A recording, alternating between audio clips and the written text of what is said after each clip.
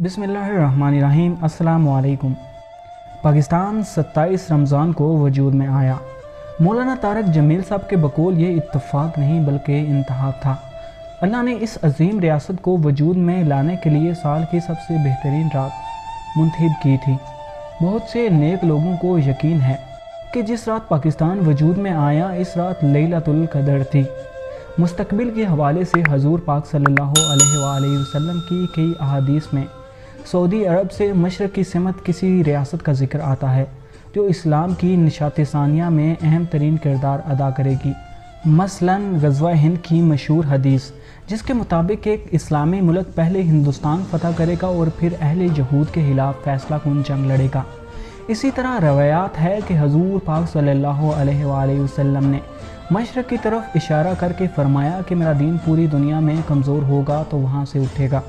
एक और मौके पर फरमाया कि मुझे मशरक़ से ठंडी हवाएं आ रही हैं, जिस पर इल्लामा इकबाल ने कसम खाई कि मीर अरब को आई थी जहाँ से ठंडी हवाएं, वही मेरा वतन है, वही मेरा वतन है। अब ज़रा ये चेक करते हैं कि क्या पाकिस्तान के मुतल्लिक़ वाक़ई इल्लामा इकबाल का गुमान दुरुस्त था और हज़ूर पाक सल्लल्लाहु अलैहि वसल्लम की हदीस में पाकिस्तान ही की तरफ इशारा था। ये तो आपने अक्सर सुना होगा कि इस्लाम की 1400 साला तारीख़ में मदीने के बाद पाकिस्तान दूसरी रियासत है जो इस्लाम के नाम पर बनी है। लेकिन मदीने से ममासलत का मामला सिर्फ़ यहीं तक महदूद नहीं है। मदीने को उस वक़्त मुशरिकों यानी बुत परस्तों से खतरा था। उन मुशरिकों की मदद यहूदी कर रहे थे। पाकिस्तान को भी इस वक़्त दुनिया की सबसे बड़ी मुशरिक यानी बुत परस्त रियासत इंडिया से खतरा है, जिसकी मदद इसराइल यानी यहूदी कर रहे हैं। मदीना के मुशरिकों के ख़िलाफ़ 3 बड़ी जंगें हुईं और चौथी जंग फ़ैसला कुन थी जिसमें मक्के को फ़तह कर लिया गया था। पाकिस्तान की मुशरिकों यानी इंडिया के साथ अब तक 3 बड़ी जंगें हो चुकी हैं। चौथी जंग के बारे में कहा जाता है कि वो फ़ैसला कुन होगी। दोनों के नाम का मफ़हूम भी एक ही है। पाकिस्तान का मतलब है पाक लोगों के रहने की जगह। मदीना को पहले मदीनातुन नबी और बाद में मदीना तैयबा कहा जाने लगा, जिसका मतलब है कि पाक लोगों के रहने की जगह। हज़रत नेमतुल्लाह शाह वली ने आज से 850 साल पहले न सिर्फ क़याम पाकिस्तान की पेशनगोई फरमाई थी बल्कि इस मुल्क से अल्लाह ने जो काम लेने हैं इनके बारे में भी बताया था। क़याम पाकिस्तान से पहले नेमतुल्लाह शाह वली ने अपने अशार में कुछ यूँ फरमाया था जिसका मफ़हूम है अंग्रेज़ों की हुकूमत सिर्फ़ 1 सदी तक कायम रहेगी। नेमतुल्लाह शाह वली के इस शेर पर लॉर्ड क्रिजन ने पाबंदी लगवा दी थी। इसके बाद क़याम पाकिस्तान से मुतल्लिक़ फरमाते हैं हिंदुस्तान 2 हिस्सों में तकसीम हो जाएगा और बहुत ज़्यादा शोरश और खून खराबा होगा। फिर फरमाते हैं मुसलमान दर इस्लाम में अमान हासिल कर लेंगे। इस शेर में इन महाजरीन की तरफ इशारा है जिन्होंने हिंदुओं के जुल्म और सितम सहने के बाद पाकिस्तान आकर अमान पाई। 65 की जंग का भी जिक्र किया है कि 17 दिन चलेगी और मोमिनों को अल्लाह फतह देगा। लेकिन 71 की जंग के हवाले से दिलचस्प शेर कहा कि इस्लाम का नारा 23 साल तक बुलंद रहेगा, जिसके बाद दूसरी मरतबा इन पर कहर टूटेगा। आप जानते हैं कि पाकिस्तान इस्लाम के नाम पर बना था, लेकिन ठीक 23 साल बाद साजिशियों ने इस पर लासानियत का जहर घोल दिया और बंगाली का नारा बुलंद किया गया। तब बांग्लादेश हमसे अलग हुआ। अपनी इस कामयाबी पर इंदिरा गांधी ने बड़े मगरूर अंदाज में कहा था कि आज नज़रिया पाकिस्तान को हमने खलीज बंगाल में गर्क कर दिया। ये वही नज़रिया है जिसका ऊपर शेर में ज़िक्र है। अशार बहुत ज़्यादा हैं, नेट पर बआसानी आपको मिल जाएंगे। हम यहाँ खुलासा करते हैं कि नेमतुल्लाह शाह वली ने पाकिस्तान को एक ज़बरदस्त जंगजू लीडर मिलने की पेशनगोई की है, जिसकी क़यादत में पाकिस्तान की इंडिया के साथ एक आखिरी और फ़ैसला कुन जंग होगी, जिसमें इब्तदा में पाकिस्तान अटक तक खैबर पख्तूनख्वा और पंजाब के कई इलाके खो देगा। लेकिन मुसलमान जंग जारी रखेंगे, जिसके बाद बला आहर इंडिया को मुकम्मल तौर पर मगलूब कर दिया जाएगा। जहाँ तक जंगजू हुक्मरान की बात है तो गुमान गालिब है कि वो कोई सिपा सालार ही हो सकता है। हमने पाकिस्तान की 68 साला तारीख़ में देख लिया है कि जर्नैल हमेशा पाकिस्तान के लिए बेहतरीन हुक्मरान साबित हुए हैं। इसके अलावा इन अशार के हवाले से 2 चीज़ें ऐसी हैं जो आज हमें नज़र आ रही हैं। एक ये कि इसने पेशनगोई की थी कि पाकिस्तान की मदद मंगोल करेंगे, ان کے دور میں چینی قوم کو منگول بھی کہا جاتا تھا۔ آج ہم دیکھ رہے ہیں کہ انڈیا کے خلاف چین اور پاکستان متحد ہو چکے ہیں۔ دوسرا، اٹک تک کا علاقہ کھونے کی بات کو اس تناظر میں دیکھیں کہ افغانستان میں موجود 2 لاکھ افغان نیشنل آرمی سخت پاکستان دشمن ہے اور ان کی قیادت انڈیا کے زیر اثر ہے۔ ان کا پاکستان میں اٹک تک کے علاقے پر دعویٰ بھی ہے۔ یہ ممکن ہے کہ جب پاکستان فوج انڈیا کے ساتھ مصروف جنگ ہو تو افغانستان کی کٹ پتلی حکومت کو موقع مل جائے پاکستان پر مغربی سمت سے حملہ کرنے کا، اور پاک فوج کی غیر موجودگی میں ان کے لیے ان علاقوں میں پیش قدمی کرنا مشکل نہیں ہوگا۔ گمان غالب ہے کہ ان کے خلاف پاکستان کی مدد افغان طالبان کریں گے۔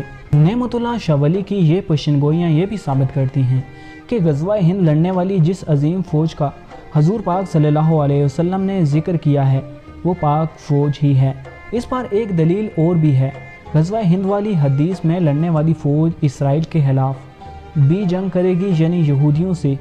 آج اس خطے میں جو اسلامی ممالک موجود ہیں ان میں سے صرف پاکستان ہی واحد اسلامک ملک ہے جس کے ایک ہی وقت میں اسرائیل اور انڈیا کے ساتھ معاملات خراب ہیں اور کئی جنگیں بھی ہو چکی ہیں۔ یہ شرط نہ افغانستان پوری کر سکتا ہے، نہ بنگلہ دیش اور نہ ہی ایران۔ اب نعمت اللہ شاہ ولی کی پیشنگوئیوں کے حوالے سے ایک چھوٹا سا واقعہ آپ کو سناتے ہیں۔ نعمت اللہ شاہ ولی کی پیشنگوئیوں کو سن کر ایک 25 سال کا جوان 1857 کی جنگ آزادی میں شریک ہوا۔ وہ فتح کے لیے پر امید تھا، لیکن اسی جنگ کے دوران اس نوجوان کو ایک بزرگ ملے اور اس سے کہا کہ تم کو جس فتح کی خوشخبری دی گئی تھی یہ وہ نہیں ہے، اس میں ابھی 90 سال باقی ہیں۔ ایک ملک بنے گا جو عالم اسلام کا مرکز بنے گا اور تم اس کو دیکھو گے۔ یہ سن کر وہ نوجوان جنگ چھوڑ کر چلا گیا اور انتظار کرتا رہا یہاں تک کہ ٹھیک 90 سال بعد پاکستان بنا۔ وہ پھر بھی زندہ رہا اور جب اسلام آباد بنا تب وہ 160 سال کی عمر میں فوت ہوا اور اسلام آباد کے ایچ8 قبرستان میں دفن ہوا، جہاں اس کی قبر کی تختی پر اس معاملے کا ذکر بھی ہے۔ ان کی قبر قدرت اللہ شہاب کی قبر کے نزدیک ہے۔ قبر پر ان کا نام عبداللہ محبوب لکھا ہوا ہے۔ کچھ لوگ کہتے ہیں کہ وہ شخص حضرت مہاجر مکی تھے، واللہ عالم اب یہ سچ ہے یا جھوٹ۔ یہاں ہم آپ کو کچھ بزرگوں کے بارے میں بھی بتاتے چلیں کہ ہالینڈ کی نیشنل لائبریری میں ہاتھ سے لکھی ہوئی ایک دستاویزات موجود ہے جو حضرت بری امام سے منسوب ہے۔ اس میں انہوں نے لکھا ہے کہ ایک دن ہمارا یہ شہر تمام عالم اسلام کا مرکز بنے گا۔ بری امام صاحب اسلام آباد میں دفن ہیں، وہ آج سے 300 سال پہلے گزرے ہیں۔ شیخ الہند نے قیام پاکستان کی مخالفت کی تھی، لیکن پاکستان بن جانے کے بعد انہوں نے کہا تھا کہ اب پاکستان مسجد کے حکم میں ہے اور اس کی حفاظت فرض ہے۔ مولانا اشرف علی تھانوی نے قیام پاکستان سے غالباً 6 سال پہلے اپنی بیوی کو وصیت کی تھی کہ پاکستان بن جائے گا تم وہاں چلی جانا۔ حناف قلات کو حضور پاک صلی اللہ علیہ وآلہ وسلم خواب میں آئے تھے کہ پاکستان کے ساتھ شامل ہو جاؤ۔ صوفی برکت علی نے فرمایا تھا کہ ایک دن پاکستان کی ہاں اور نہ میں دنیا کی ہاں اور نہ ہوگی، اگر ایسا نہ ہوا تو میری قبر پر آ کر تھوک دینا۔ بات صرف ہمارے بزرگوں تک محدود نہیں، کفار کے بڑوں نے بھی اس حوالے سے پیشنگوئیاں کر رکھی ہیں۔ مثلا ہندو ہر بڑا کام کرنے سے پہلے حساب کتاب کرتے ہیں، ذائچے بناتے ہیں، مہورتیں نکالتے ہیں۔ کہا جاتا ہے کہ قیام پاکستان کے بعد گاندھی نے پنڈت و نجومی بلوا کر حساب کتاب کیا اور پھر اعلان کیا کہ پاکستان اور انڈیا میں 4 جنگیں ہوں گی اور چوتھی جنگ فیصلہ کن ہوگی۔ گاندھی نے یہ نہیں بتایا کہ جنگ کا فاتح کون ہوگا، تاہم یہ ضرور ہے کہ اس کے بعد اس نے انڈیا کو پاکستان کے خلاف جنگ کرنے سے روکنے کی ہر ممکن کوشش کی، یہاں تک کہ پاکستان کو اس کا حق دلوانے کے لیے بھوک ہڑتال کر دی تھی جس پر اس کو قتل کر دیا گیا۔ اسی طرح ڈیوڈ بن گوریان جو کہ اسرائیل کے بانیوں میں سے تھا، اس نے پاکستان کے حوالے سے پیشنگوئی کی تھی کہ بین الاقوامی صہیونی تحریک کو کسی طرح بھی پاکستان کے بارے میں غلط فہمی کا شکار نہیں ہونا چاہیے۔ پاکستان در حقیقت ہمارا اصلی اور حقیقی نظریاتی جواب ہے۔ پاکستان کا ذہنی و فکری سرمایہ اور جنگی و عسکری قوت و کیفیت آگے چل کر کسی بھی وقت ہمارے لیے باعث مصیبت بن سکتی ہے۔ ہمیں اچھی طرح سوچ لینا چاہیے، بھارت سے دوستی ہمارے لیے نہ صرف ضروری ہے بلکہ مفید بھی ہے۔ ہمیں اس تاریخی عنات سے لازماً فائدہ اٹھانا چاہیے جو ہندو پاکستان اور اس میں رہنے والے مسلمانوں کے خلاف رکھتا ہے۔ یہ تاریخی دشمنی ہمارے لیے زبردست سرمایہ ہے، لیکن ہماری حکمت عملی ایسی ہونی چاہیے کہ ہم بین الاقوامی دائروں کے ذریعے ہی بھارت کے ساتھ اپنا ربط و ضبط رکھیں۔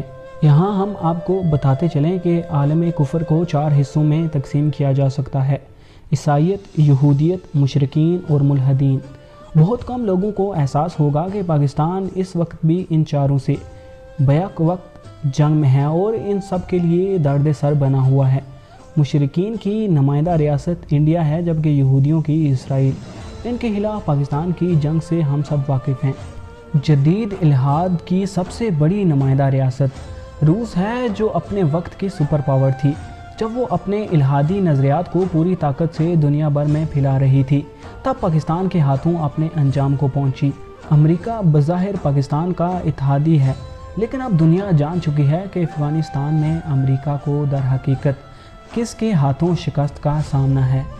یہ پیشن گوئی قدرت اللہ شہاب کی کتاب میں بھی موجود ہے، جس کے مطابق جب وہ 1959 میں یونیسکو کے ایگزیکٹو بورڈ کے ممبر تھے تو اس وقت ان کے تعلقات ایک یورپی باشندے سے ہوئے، جس نے قدرت اللہ شہاب کو بتایا کہ اگرچہ امریکہ اور روس ایک دوسرے کے حریف ہیں، لیکن پاکستان کو دونوں اپنا دشمن سمجھتے ہیں۔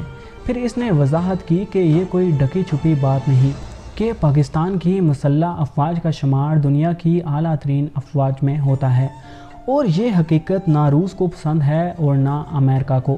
روس کی نظریں افغانستان اور پھر بحیرہ عرب پر ہیں، جن کو قابو کرنا پاک فوج کی موجودگی میں ناممکن ہے۔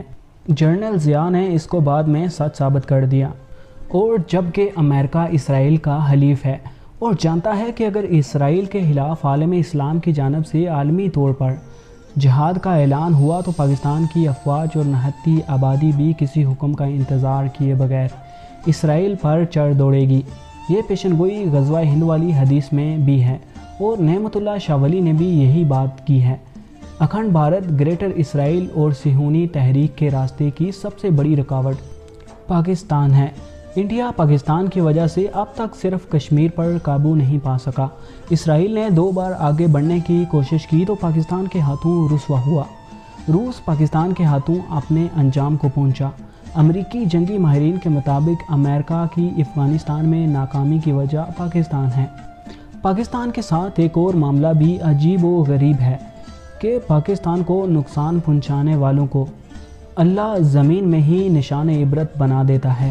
مثلاً سقوط ڈھاکہ کے ذمہ دار سارے کردار جنہوں نے پاکستان کو توڑا تھا، اللہ نے ان کو ان کے خاندانوں سمیت مٹا دیا۔ ذوالفقار علی بھٹو کا سارا خاندان غیر طبی موت مرا اور آج در حقیقت اس کا کوئی نام لیوا موجود نہیں۔ بلاول بھٹو حقیقت میں بلاول زرداری ہے۔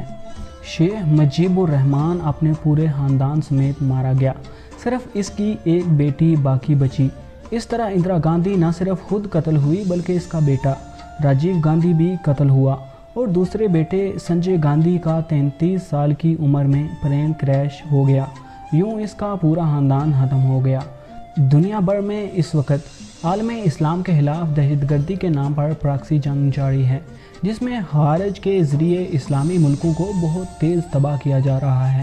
پاکستان وہ واحد ملک ہے جہاں اس جنگ میں عالمی طاقتوں کو شکست ہوئی اور خارج کو عملی اور نظریاتی دونوں محاذوں پر پاسپائی کا سامنا ہے۔ پاکستان کے خلاف لڑنے والوں کا کیا حال ہوتا ہے یہ آپ نے دیکھ لیا۔ یہاں پر آپ کو ایک اور واقعہ بتاتے چلیں۔ طاہر یلدشف کو روس نے شیطان کا نام دے رکھا تھا کیونکہ ان کا خیال تھا کہ یہ مرتا نہیں ہے۔